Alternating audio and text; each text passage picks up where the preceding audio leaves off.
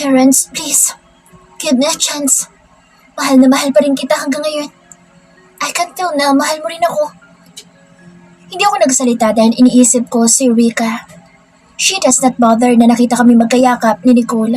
Parang baliwala lang sa kanya na may ibang kayakap ako. Hindi man lang ba siya nagsalos? Tanong ko sa isip ko. Bakit nakaramdam ako ng pagkainis na baliwala lang ako kay Rika? Terrence, are you listening? I'm listening. Turan ko kahit hindi ko naman narinig ang mga sinasabi niya.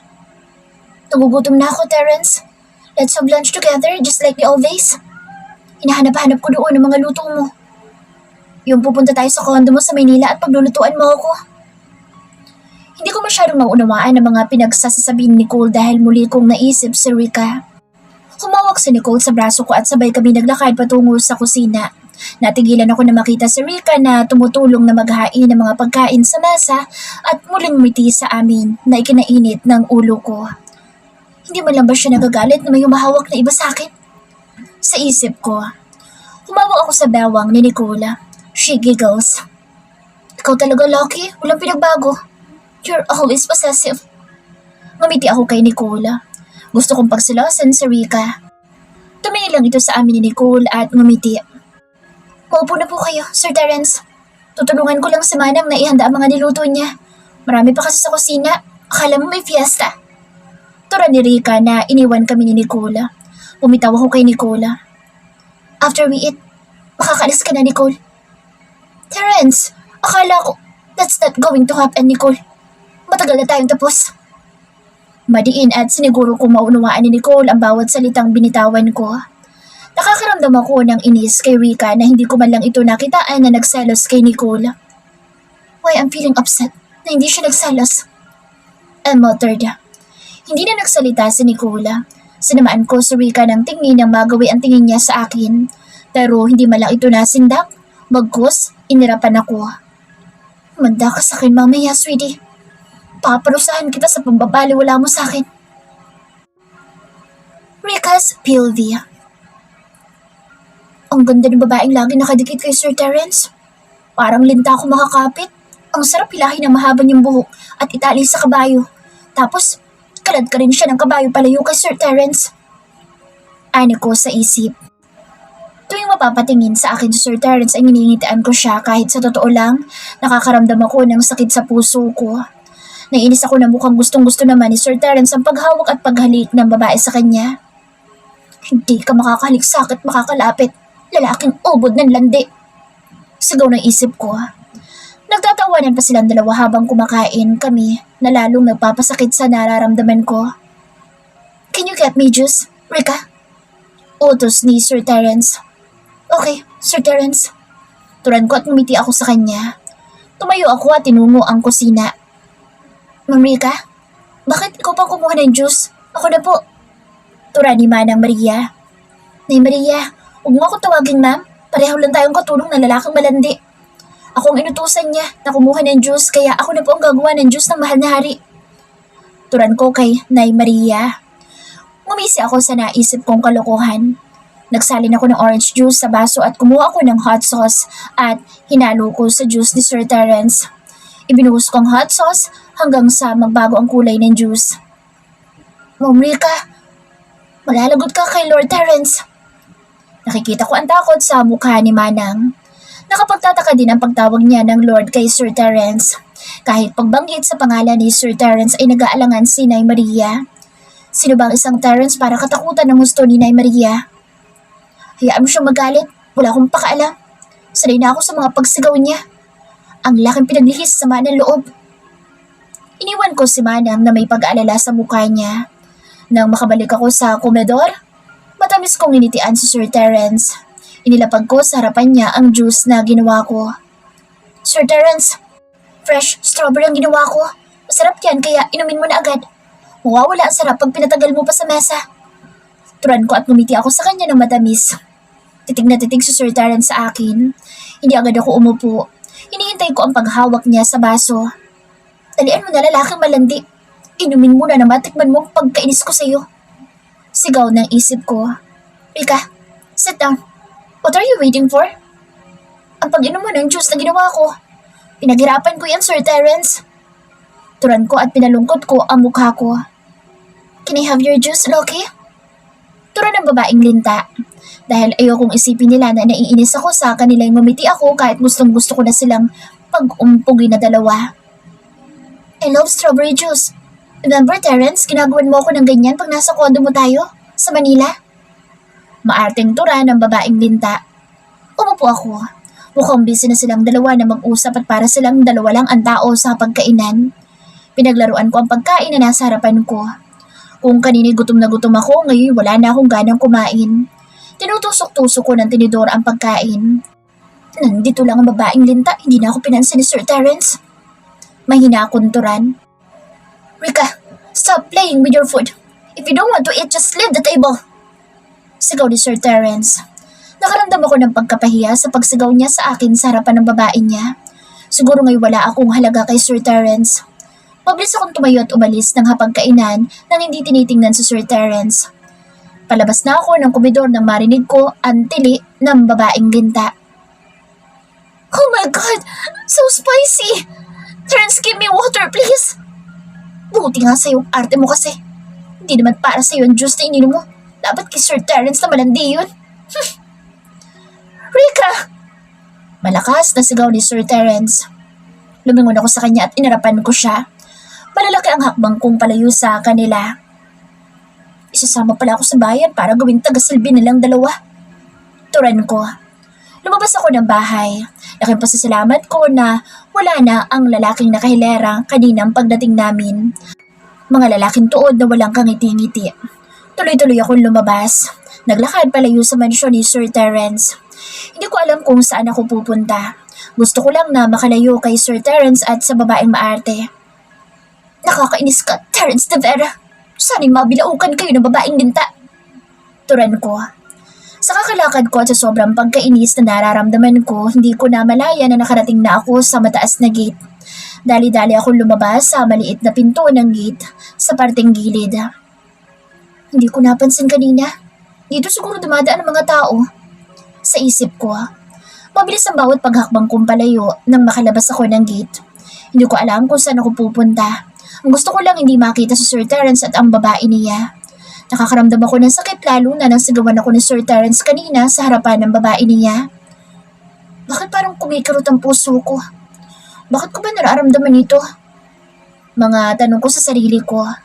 Sanay naman ako sa pagsigaw ni Sir Terence pero kanina nakaramdam ako ng sakit nang sigawan niya ako sa harapan ng babaeng iyon. Nakakainis ka, Sir Terence? Turan ko. Medyo may kainitan ng panahon kaya tagaktak lang ang pawis ko. Alam ko malayo na ako sa kinaroroonan ng mansyon ni Sir Terence. Sa kakalakad ko, narating ko ang park sa loob ng village. Umupo ako sa ilalim ng puno. Niyakap ko ang mga tuhod ko at yumuko ako.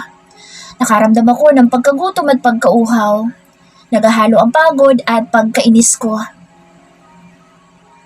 Rika, saan ka na pupunta ngayon? Lagi ka nalang lumalayas. Turan ko. Gusto kong umiyak. Akala ko'y magiging masaya ako sa pagpunta namin ng bayan pero kabaliktaran na nangyari. Pakiramdam ko'y mag-isa ako. Walang sino man ang nagpapahalaga sa akin. Lahat ng mga taong nakapaligid sa akin wala akong halaga. Magmula kina Tita Maureen at mga pinsan ko at ngayon naman si Sir Terence. Isa lang akong utusan para sa kanila. Rika, huwag kang umiyak. Pagkausap ko sa sarili ko. Masakit ang lalamunan ko sa pagpipigil na hindi umiyak. Ayoko lumuha. Nagsusumigaw sa isip ko ang paulit-ulit na sinasabi ni Sir Terence na kahinaan ang pag-iyak. Ayoko maging mahina, pero hindi ko pa rin kinayang pigilan ang luha ko. Pumatak ito. Hindi ako mahina. May pumasok lang na kung ano sa mata ko. Mahina akong turan. Mabilis kong pinunasan ang luha ko at muli akong yumuko. Pakiramdam ko may nagmamasid sa akin kaya nagangat ako ng tingin. Nabungaran ko ang pawisang mukha ni Sir Terence. Namumula at may tumutulong pawis. Hingal na hingal ito. Matamang nakatingin sa akin. Pilit pinapakalma ang sarili. Tumakbo ba siya? Sa isip ko. Walang nagsasalita sa amin. Umupo siya sa tabi ko. Malalim na bumuntong hininga. What the hell are you thinking, Rika? You scared me. I thought something happened to you. tura ni Sir Terence. Nahihimigan ko ang pag-aalala sa boses niya. Hindi ako nagsalita. Hinanap niya ba ako? Kala ko ba, abala siya sa babaeng linta. Sa isip ko, tumayo si Sir Terence sa harapan ko. Ibinaling ko sa ibang direksyon ang paningin ko. Ayoko siyang tingnan. Naiinis ako sa kanya. Ano bang ginagawa niya dito? Kung hinanap niya ako para salmunan lang, mabuti pang bumalik na lang siya sa karian niya kasama ang babaeng linta. Ani ko sa isip ko. Let's go home, Rika. Tura niya. Halatang nagtitimpi na hindi ako sigawan. Bumantong nga ako at sumimangot. Get up, Rika! Hindi ako kumilos sa kinaupan ko. Hindi ako nagsasalita at hindi ko siya tinitingnan. Ayokong bumalik sa mansyon at makita silang dalawa na nagtatawanan at parang hangin lang ako. Dapat hindi lang hot sauce ang nilagay ko sa inumin.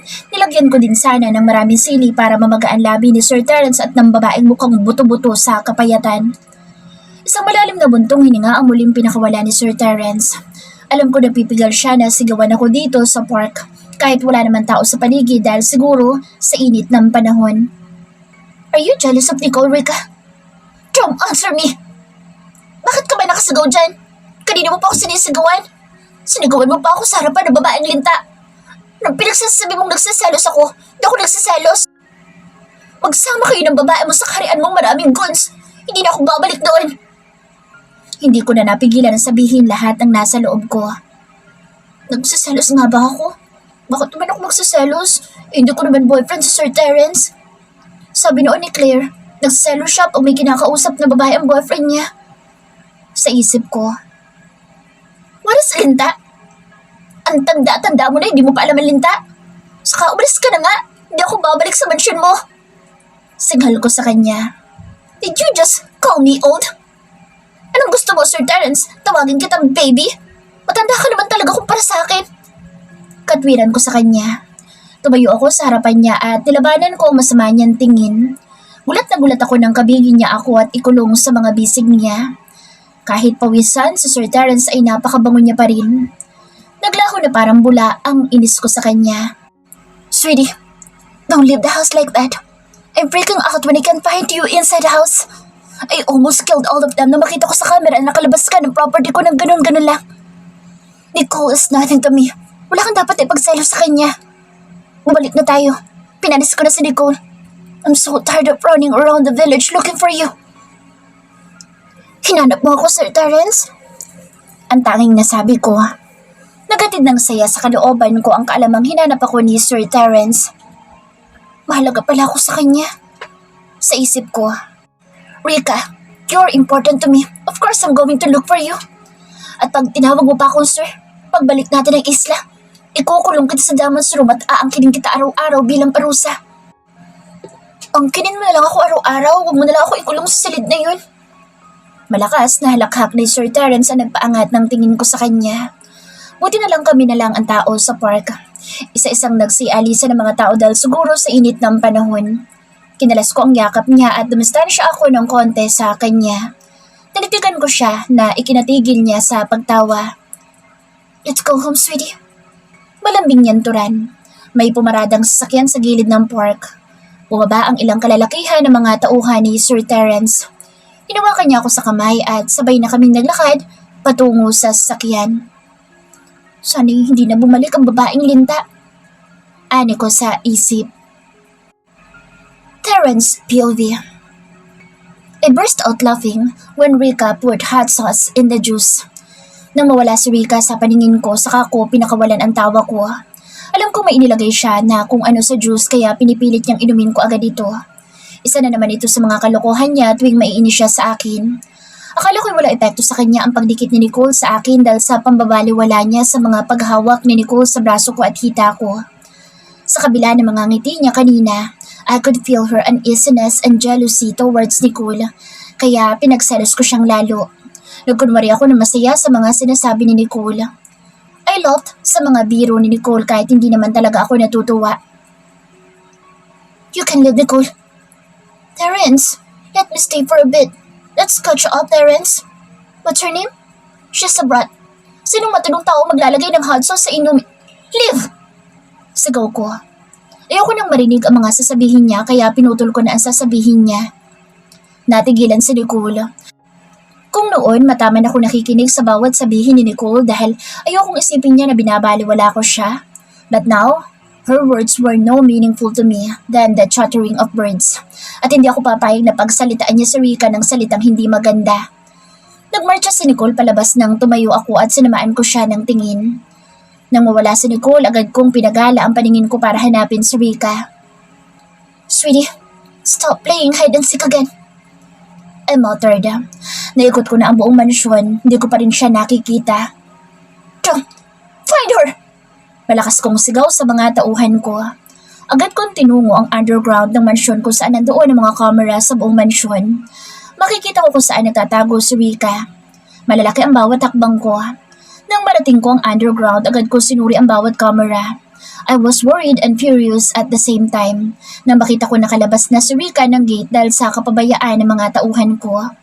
I'm so worried that something might happen to her outside my property. Kinuha ko ang baril at isa-isa kong tinutukan ang mga inatasan kong magbantay sa gate at sa labas ng pintuan. All of you are going to pay with your life if something happens to her. Don't find her! Umaalingaw-ngaw ang pagsigaw ko. No one wants to see Terence de Vera's wrath dahil tsak na may masasaktan or worse, life will be taken. Sunod-sunod kong pinaputok ang baril sa ere. Isa-isang nagpula sa mga tauhan ko at mga ugong na mapapalayo mga sasakyan ang sumunod na maririnig. Sweetie, mahina akong turan. Sumakay ako sa sasakyan. In-start ko ito at pinaandar. Mabagal ang patakbo ko sa sasakyan nang makalabas ako ng gate dahil tumitingin-tingin ako sa kaliwat kanan para hanapin si Rika. Nakailang ikot na ako sa village, hindi ko pa rin makita kahit na anino ni Rika. Ipinarada ko ang sasakyan sa gilid ng kalsada. Nilakad ko ang ilang kalye sa village kahit na tirik ang araw. Lakad, takbo ang ginawa ko at sinisigaw ang pangalan ni Rika. Sweetie naman, bakit naman naisipan mong umalis? Are you that mad to live? Sa isip ko. Tinakbo ko ang 100 at narating ko ang park ng village. Nang madako ang tingin ko sa isang puno o sakalang huminahon ng kalooban ko. Even from afar, I know her. Kilalang-kilala ko ang figura niya, from her hair to her body. Hingal na hingal pa rin ako nang tumayo ako sa harapan niya. Gusto ko siyang sigawan sa pag-alis niya pero namag-angat siya ng tingin sa akin at matitigan ko ang mata niya. I felt a strange feeling in my chest. She must have just cried because her eyes are a bit red. Ayaw na ayaw ko pa naman siyang umiiyak. Sweetie! Sigaw ng isip ko. Rika! Wag mo nang uulitin ang ginawa mo. Paano kung may nangyari sa iyong masama? Sigaw ko sa kanya. Kanina pa ako panay sermon sa kanya na makarating kami ng mansyon. Nakaupo si Rika sa sofa habang ako'y nakatayo sa harapan niya. She raised her chin with a cool stare nang mag-angat siya ng tingin sa akin. Sir Terence, hindi ka pa ba titigil sa paninermon mo? Ulit-ulit lang naman ang sinasabi mo. Masakit ng tenga ko. Kung gusto mo, i-record mo na lang tapos ibigay mo sa akin. Hindi pa sasakit ang lalamunan mo. Rika! Sigaw ko. Ano? Balik niyang sigaw sa akin. I sigh. Siguro tama na muna ang paninermon ko sa kanya. Ang mahalaga maayos siya at wala nangyaring masama sa kanya. I care too much for Rika. Kanina ko lang naramdaman sa buong buhay ko ang sobrang pag-aalala sa isang tao. Terence, huwag ka na magalit. Nagkaka-wrinkles ka. Kaya naman ako umalis kasi naiinis ako sa'yo. At bakit ka naman naiinis? Mababaw na dahilan iyan para lumayas ka. What if napahama ka? You're so reckless. Pwede naman magkulong ka sa isa sa mga sali dito. Like you always did on the island. Hindi ko natapos ang sasabihin ko nang tumayo si Rika mula sa pagkakaupo sa sofa. Ikinulong ang mukha ko sa palad niya at sinakop ang labi ko. Agad kong tinugon ang halik niya. Nang bitawan niya ang labi ko, we're gasping for air. Muling umupo si Rika sa sofa. Umupo ako sa coffee table sa harapan niya. Sweetie, wag mo nang uulitin ang pag-alis. Malambing magturan. Isang halik lang ni Rika ay napawi ang galit ko. Huminahon ang sistema ko. Inabot ko ang kamay niya at dinala sa labi ko. Hinawi ko ang buhok na tumatabing sa maganda niyang mukha na namumula pa rin sa pagkabilad niya sa arawan kanina. Inipit ko sa tenga ang buhok niya. Hawak ko pa rin ang kamay ni Rika ng isang kamay ko. Hinapos ko ang pisngi niya gamit ang likod ng palad ko. Saka ako ngumiti ng matamis sa kanya. Ang gwapo mo, Terrence, pag hindi ka nagagalit. Lalo na pag nakangiti ka. Nainis kasi ako sa'yo. Dinala mo ko sa bayan para pagsilbihan ko yung babae mo. Akala ko ipapasyal mo ko sa bayan pero mukhang magiging abala ka na sa kanya. Mas gusto ko na lang sa isla. Ayoko nang pumunta dito sa bayan. Napangiti ako sa mga tinura niya. She's jealous of Nicola. It brought butterflies to my stomach knowing that she was jealous. Sounds crazy but I feel happy that she's jealous. It means she likes me too. Alam kong hindi ko lang siya gusto. May mas malalim pa akong nararamdaman sa kanya. Pero hindi ko pa alam sa ngayon kung ano ang nararamdaman ko. Sweetie, hindi ko naman alam na pupunta si Nicole dito. Hindi na siya babalik. Huwag ka na mag-isip ng kung ano-ano. Magpahinga na tayo ngayong araw. Bukas at sa mga susunod na araw, ipapasyal kita sa buong bayan. Matamis na ngumiti si Rika. Napatitig ako sa kanya. Her sweet smile brought warm and fuzzy feeling in my chest. Inabot ko ang labi niya at dinampian ng magaan na halik. At muli ako napatitig sa kanya.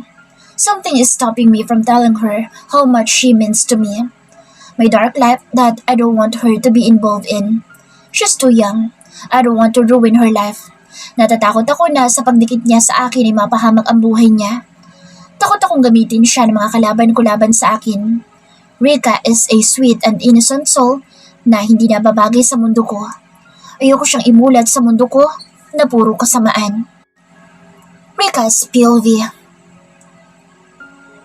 Terrence, tingin ka dito, dali! Sagaw ko sa kanya.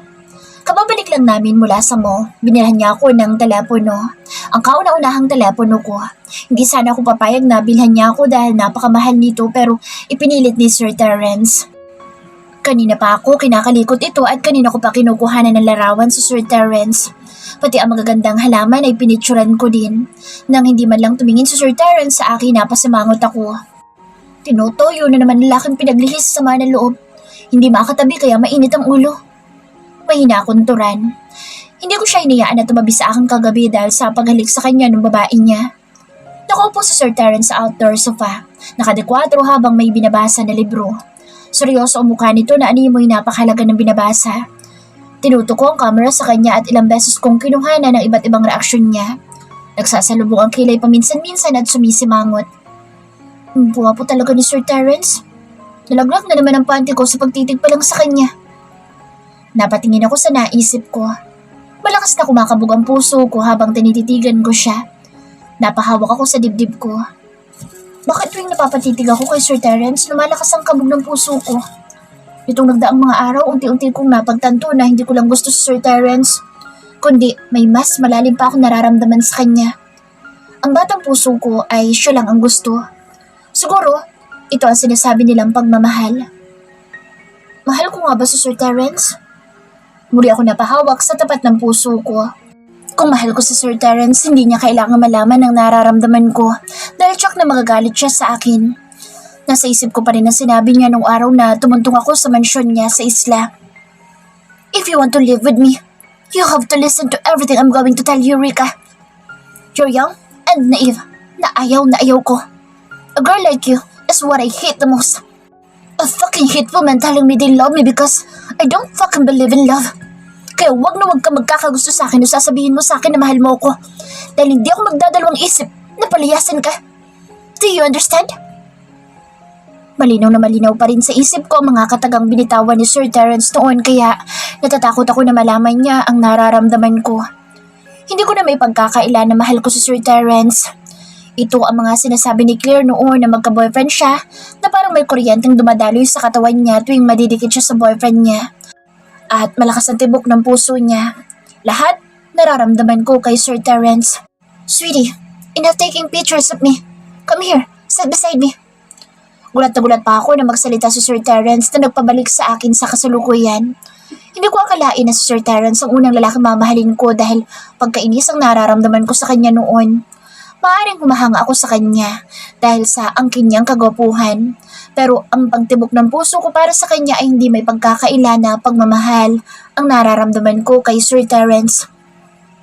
Sweetie, are you okay? Come here. Ayoko nga lumapit sa'yo. Sigaw ko. Sa mga napagtanto ko, bigla ako nakaramdam ng takot na pag nalaman ni Sir Terrence na mahal ko siya, Palayasin niya ako at hindi ko na siya makikita. Tumakbo akong papasok sa loob ng mansyon. Sir Terence, bakit naman sa'yo pa tumibok ang puso ko? Maaari naging mabait ka nito mga nakarang araw pero mas madalas pa rin ang pagsusungit, pagsigaw at paninermon mo sa akin. Bakit naman puso sa lalaking pinaglihipas sa sama ng loob ko tumibok? Mahina akong turan at ginulugulog ko ang buhok ko habang naglalakad ako. Pumasok ako sa ika-4 na pintuan sa unang palapag. Hindi ko alam bakit ang dami-dami silid sa mansyon na ito, kahit mag-isa lang naman si Sir Terence. Ibinagsak kong katawan ko sa kama. Bigla ako nakaramdam ng pagod at antok sa maghapon naming paglilibot sa bayan. Tinupad ni Sir Terence ang pangako niyang ipapasyal niya ako. Hindi ko rin siya napigilan na ipamili ako ng maraming damit na mamahalin. Muling bumalik sa isipan ko ang kaisipang mahal ko, si Terence de Vera. Mahal ko si Terence? Ang paulit-ulit na sigaw ng isip ko. Nagpagulong-gulong ako sa kama. Kinikilig ako na hindi ko maintindihan. Para kong kinikiliti sa nararamdaman ko. Ganito palang pakiramdam ng ma-in-love. Mahina akong turan. Noon madalas kong pagtawanan si Claire tuwing kinikilig. Pag hinahatid at sinusundo siya ng boyfriend niya at kilig na kilig tuwing sasabihin ng boyfriend niyang mahal na mahal siya nito. Susiguraduhin kong hindi malalaman ni Sir Terence ang nararamdaman ko. Mananatiling lihim ang pagmamahal ko sa kanya. Ang lamig naman sa silid na to. Lalo akong inaantok.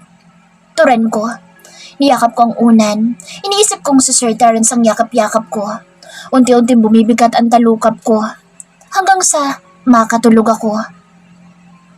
Sweetie, tinakasan mo na naman ako.